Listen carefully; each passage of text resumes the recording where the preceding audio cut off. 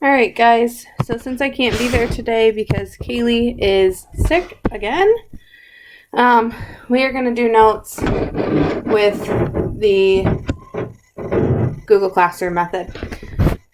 So, we talked about refraction on Monday, and when we talked about light traveling from a slower medium to a faster medium,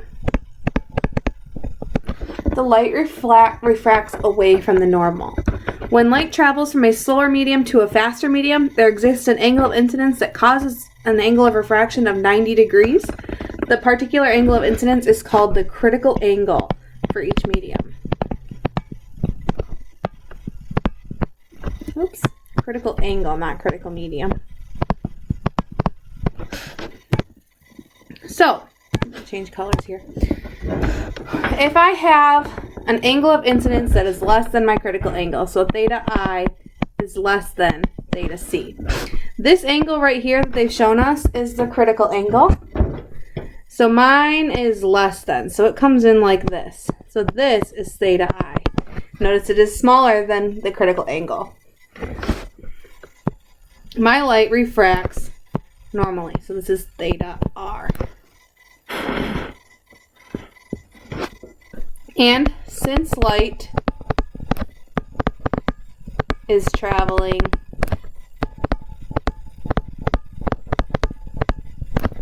from a slower to faster medium,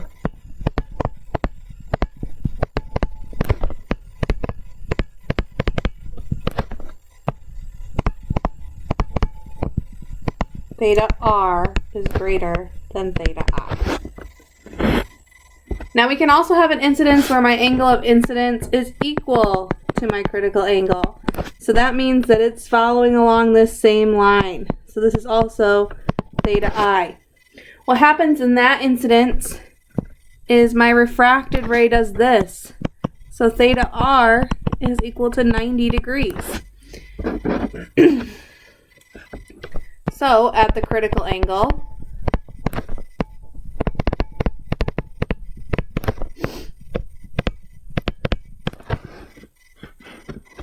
the angle of refraction, so theta R, equals 90 degrees. And then finally, we can have an incidence where my incident angle is greater than my critical angle. So now it's out here. This is theta I. What happens is we no longer have refraction. We have reflection. So, all of the light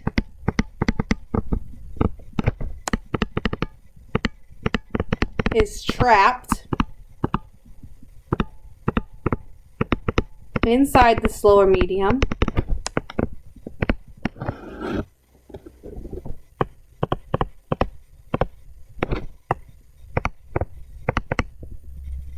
And reflects instead of refracts.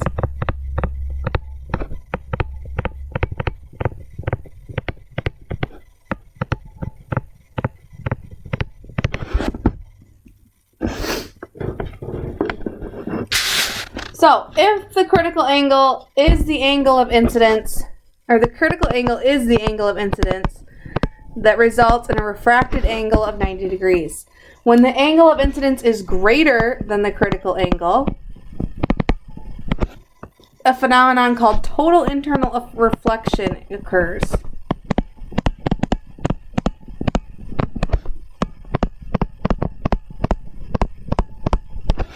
In this situation, no light refracts into the faster medium. Instead, all of the light reflects back into the slower medium. So, for this to happen, N1, so the index of refraction of the first material must be greater than N2. That means it's going from a slower to a faster medium. Cannot happen if light is going from a faster to a slower medium. And then, for this to happen, theta I must be greater than theta C. The critical angle depends on the index of refraction through a relationship that we call Snell's law. Snell's law is N1 sine theta 1 equals N2 sine theta 2. N1 is the index of refraction for the slower medium, and theta 1 is the angle of incidence in that slower medium. N2 is the angle of refraction for the faster medium, and theta 2 is the angle of incidence for that faster medium. So if we substitute theta 2 for 90, we put theta c in for theta 1, we can find the equation for finding the critical angle. So N1 sine theta 1 equals N2 sine theta 2. That's my Snell's law equation. So N1 sine theta c is equal to N2 sine of 90. Now, from Algebra 2, you might recall that the sine of 90 equals 1. So N1 sine theta c is just equal to N2. Now I can solve for theta c. Why can't I scroll? Divide both sides by N1. Sine theta c equals N2 over N1. To undo a sign, I take the inverse sine of both sides. So theta c is the inverse sine of N2 over N1. That is the equation for calculating the critical angle. If my index of refraction is high, my critical angle is low. If my index of refraction is low, my critical angle is high. And remember, this can only happen if it's going from a slow medium into a fast medium. So, total internal reflection is the reason that diamonds sparkle so much. The index of refraction of a diamond is very high, so this makes the critical angle very low. Because of this, more light is trapped inside the diamond because of total internal reflection, and it bounces off more surfaces before reaching your eye. Diamonds are cut into geometric shapes to have many surfaces for this trapped light to bounce off of. So, what happens is the light enters the diamond. Total internal reflection occurs here. So it comes over here. Total internal reflection occurs again. I have another total internal reflection. And then maybe there it'll bounce out, maybe there it'll continue. The same thing happens in fiber optic cables. These are thin, flexible fibers made of glass and polymers. The central glass is coated with a thin cladding. Information is converted into light, and the light is sent down a cable. As it's sent down, it bounces off many outer surfaces many times before it gets to its destination. So, if my ray is coming in, it's going to bounce off and reflect because we have total internal reflection occurring here. We're going to have it occurring again here.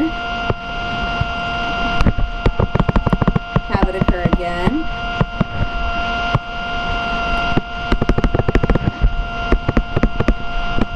Okay, until it gets to where it needs to be. The outer cladding has a refractive index that's slightly less than the inner glass's refractive index. Total internal reflection causes almost all of the light, which then is converted into information, to be trapped inside the fiber optic cables. You use these every day in your phones, computers, and TVs, but also in medical uses. Endoscopes use fiber optics to check for colon cancer.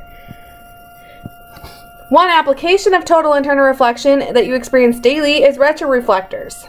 A retroreflector is a device that reflects light back towards the original source of light.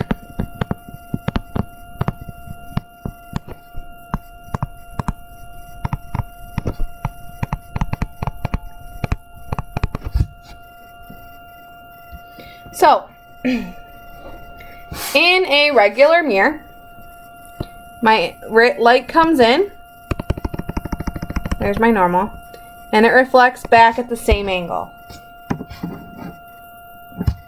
Now, in a retroreflector, light comes in.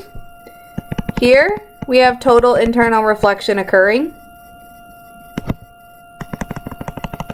Here, I have total internal reflection occurring. And then here, it is able to exit and go back to the source. So mirrors reflect light away from the source at the same angle that it struck the mirror, but a retroreflector sends light directly back to the source. You see retroreflectors on bicycles, road signs, and athletic clothing.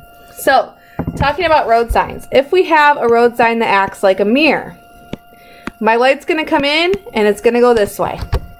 That does me no good in illuminating and allowing me to see that sign. But if we have a retroreflector road sign, my lights hit it and it comes back to me. So now I can illuminate that sign. So a special retroreflective paint has saved many lives and lots of money because stop signs and street signs do not need to be lit by street lights.